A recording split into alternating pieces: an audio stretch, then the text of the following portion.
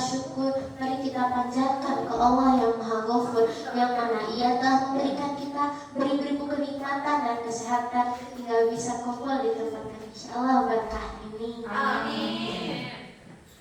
Salawat bertangkaian salam mari kita junjungkan ke panutan alam, yaitu Nabi Muhammad Sallallahu Alaihi Wasallam.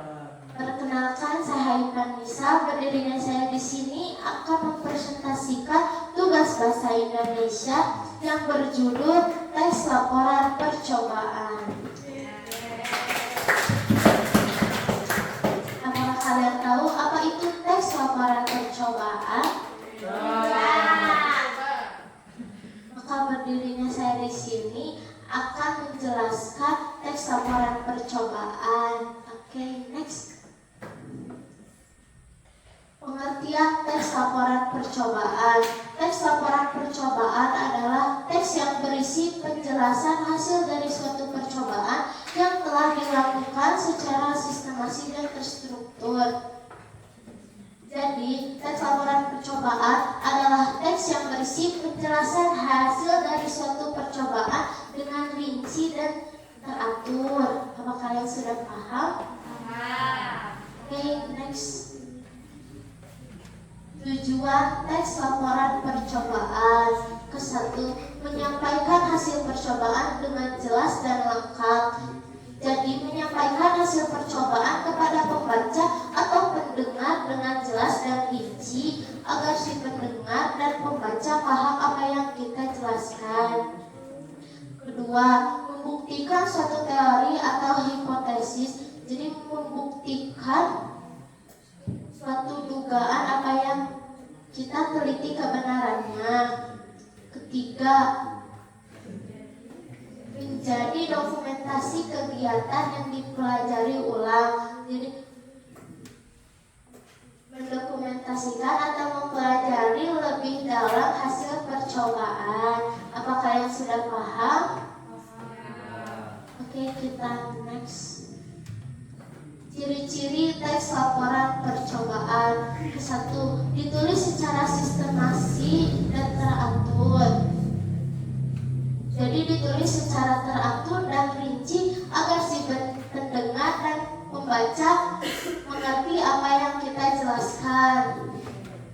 Kedua, menggunakan bahasa yang jelas dan objektif.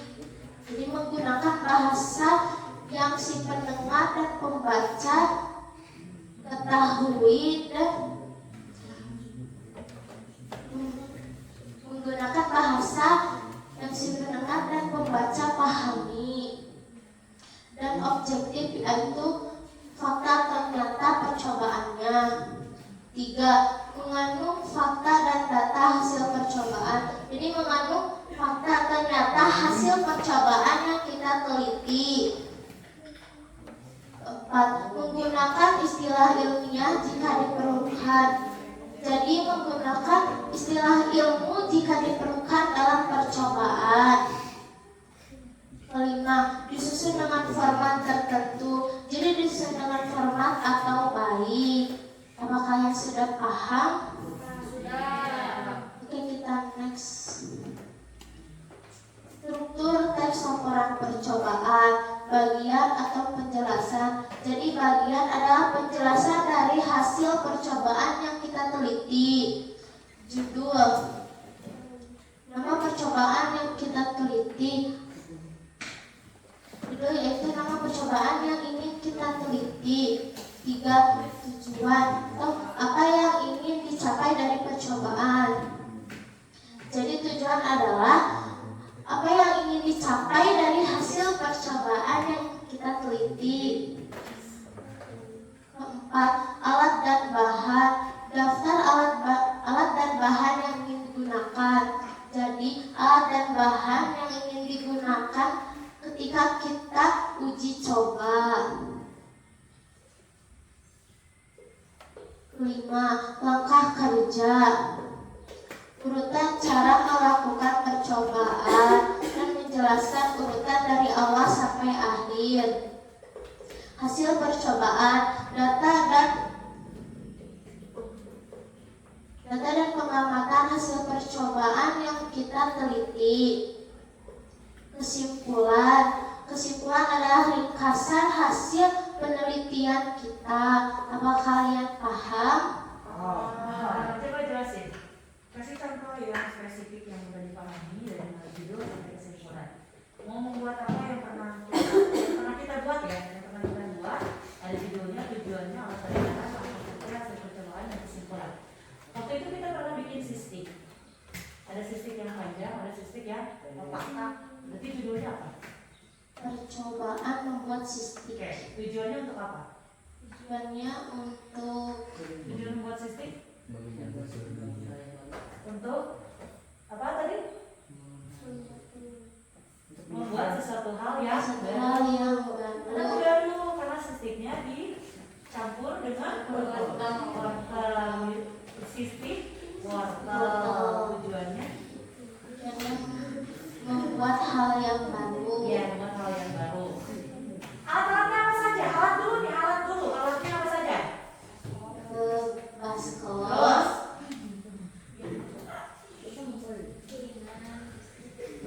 alat untuk sistik, ya, terus pisau, kompor, terus sendok dan lain-lain.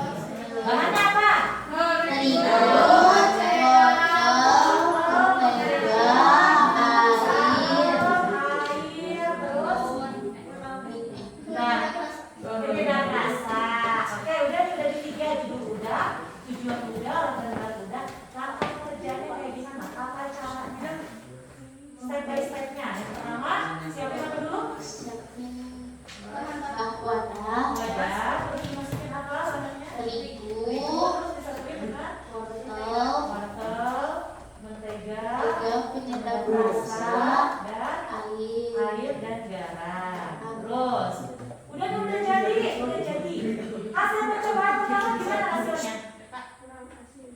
Hasil percobaan pertamanya apa?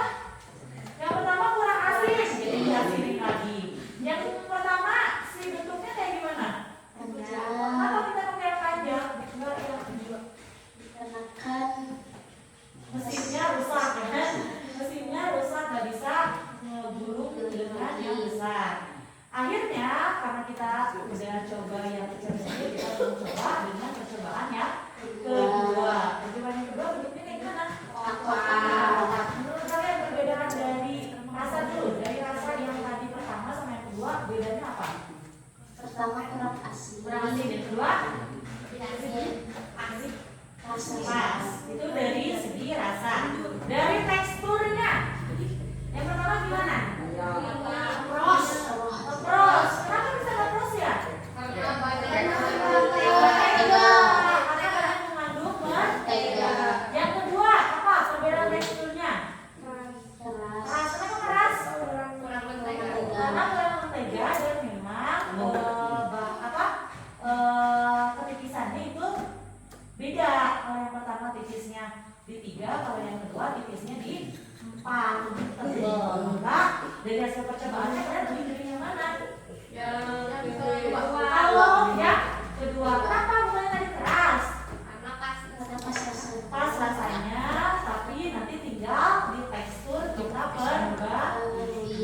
Itu hasil percobaan. Jadi kesimpulannya tadi ya, kesimpulannya dulu yang kedua aja karena rasanya enak, tapi nanti tinggal diperbaiki aja ketebalannya. Itu adalah proses laporan percobaan yang sederhana. Paham? Judul, tujuan, alat perintahan, langkah kerja, hasil percobaan, dan kesimpulan. Strukturnya berarti sudah paham ya? Ada yang ditanyakan dari struktur? Oke, yang paham next. Kaidah teks laporan percobaan. 1. Menggunakan kalimat pasif, contohnya air dipanaskan hingga mendidih.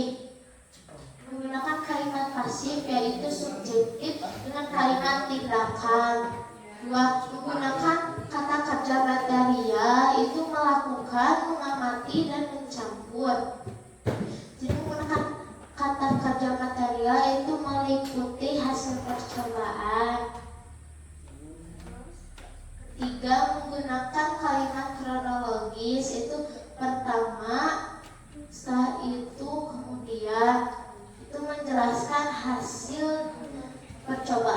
awal sampai akhir. Keempat, menggunakan istilah teknis atau ilmiah sesuai kebutuhan. Itu menggunakan istilah ilmu sesuai kebutuhan percobaan. Apa kalian sudah paham? Oke, kita next.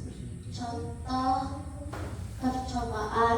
Judul percobaan mengamati perubahan wujud air. Tujuan mengetahui proses perubahan air dari cair menjadi gas dan cara air menjadi padat. Alat dan bahan: gelas ukuran 200 ml, kompor, es batu. Langkah kerja: 1. Tuangkan air ke dalam gelas ukuran sebanyak 200 ml. 2. Panaskan air menggunakan kompor hingga mendidih. 3. Amati perubahan air menjadi uap atau gas. 4. Setelah itu tuangkan air ke dalam wadah dan masukkan ke dalam kulkas bersama es batu. 5. Amati perubahan air menjadi es atau padat. Next, hasil percobaan. Saat air dipanaskan berubah menjadi uap yang naik ke atas. Ketika air didinginkan di kulkas, air berubah menjadi es yang keras. Simpulan. Teks laporan percobaan adalah laporan hasil kegiatan percobaan yang dilakukan secara jelas dan sistematis. 3. Penting untuk melaporkan tujuan dan alat dan bahan, langkah kerja, hasil dan kesimpulan. 3. Menggunakan bahasa ilmiah dan kronologis. Sekarang saya membuka sesi tanya jawab.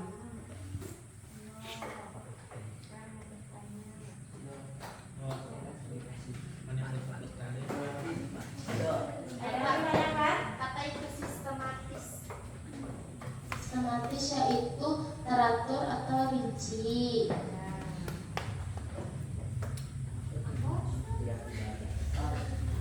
Kasih contoh untuk melakukan suatu percobaan. Percobaannya meneliti perubahannya wujud air. Yang boleh dipahami deh, yang boleh dipahami yang mereka pernah melakukan, terus yang orang lain mudah untuk mengalami. Juga sama saja. Percobaan teman apa? Yang ada try and learn-nya, dan kamu bisa memperbaiki itu. Yang pernah dilakukan. Oke, so, coba gimana? Jadi yang pertama judulnya apa? Membuat mochi. Jadi apa sebetulnya setelah judul? Tujuannya apa? Membuat mochi. Untuk dimakan kan? Sesuatu yang bisa dimakan. Terus dan tujuan apa? Alatnya apa saja? Wadah, Terus, kompor, terus, panci, terus, gelas takaran. terus makanan. Bahannya tepung ketan, Tepung ketan, terus air, air, coklat, warna, terus wadah untuk maci. Next, terus Langkah lokasi kerja: yang pertama kayak gimana? masukkan tepung ketan, menambahkan air dan pewarna, Ya, terus dan dikukus berapa menit? 5 menit ke cepetan 20 menit. 20 Nah, menit. dikukus selama 20 menit. Terus setelah Dikukus ditaburi oleh tepung ketan terus diberi dan diberi isi coklat dan dibentuk. Ini masukkan ke dalam wadah kecil. Terus try and learning-nya apa? Gimana gagalnya dari itu? Udah baru banyak air. Kalau kebanyakan air, kan enggak kebanyakan air. Hasilnya gimana? Dari semua